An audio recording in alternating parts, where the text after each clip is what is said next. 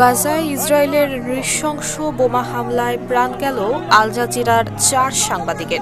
10 August আল শিফা হাসপাতালের বাইরে এই হামলা সংঘটিত হয়। হামলার সময় তারা হাসপাতালের প্রধান ফটকের কাছে সাংবাদিকদের জন্য তৈরি একটি তাঁবুতে অবস্থান করছিলেন। নিহতরা হলেন আল জাজিরা আরবির পরিচিত সংবাদদাতা আল শরীফ, সংবাদদাতা মোহাম্মদ কুরেইকে এবং ক্যামেরা অপারেটর ইব্রাহিম জাহের ও মোহাম্মদ নুফাল।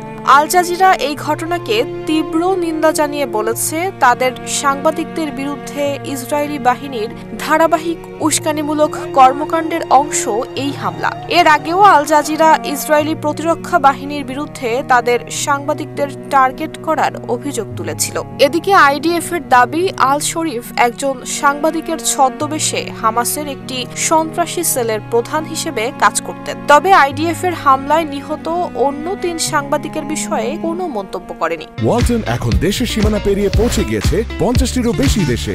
ওয়ালটন, ঘরে ঘরে বিশ্বজুড়ে। আল শরীফ উত্তর গাজা থেকে দীর্ঘদিন ধরে নিয়মিত প্রতিবেদন করে আসছিলেন। 10 আগস্ট আল শিফা হাসপাতালের প্রধান ফটকের বাইরে সাংবাদিকদের জন্য স্থাপিত একটি তাঁবুতে ইসরায়েলি হামলায় মারা যান তিনি। নিহত হওয়ার কিছুক্ষণ আগেও এক্সে আল শরীফ লিখেছেন, গাজা নগরীর পূর্ব এবং দক্ষিণ অংশে তীব্র বোমাবর্ষণ শুরু করেছে ইসরায়েল। তার শেষ ভিডিওতে ইসরায়েলের ভয়াবহ ক্ষেপণাস্ত্র হামলার তীব্র বিস্ফোরণের শব্দ শোনা যায়। এতে অন্ধকার আকাশ মুহূর্তের জন্য কমলা আলোয় আলোকিত হয়ে ওঠে। বিবিসি ভেরিফাই কর্তৃক যাচাই করা 2 ভিডিওতে দেখা যায় হামলার পর মরদেহগুলো নিয়ে যাওয়া হচ্ছে। সেখানে উপস্থিত লোকজন মোহাম্মদ কোরেইকের নাম ধরে চিৎকার করছেন এবং একজন প্রেস ভেস্ট পরা ব্যক্তি আনাস আল শরীফের মরদেহ শনাক্ত করছেন। এদিকে কমিটি টু প্রোটেক্ট জার্নালিস্টের তথ্য অনুযায়ী 2023 সালের অক্টোবর থেকে গাজায় ইসরায়েলের সামরিক অভিযান শুরু হওয়ার পর থেকে এ পর্যন্ত মোট 186 জন সাংবাদিক নিহত হয়েছেন।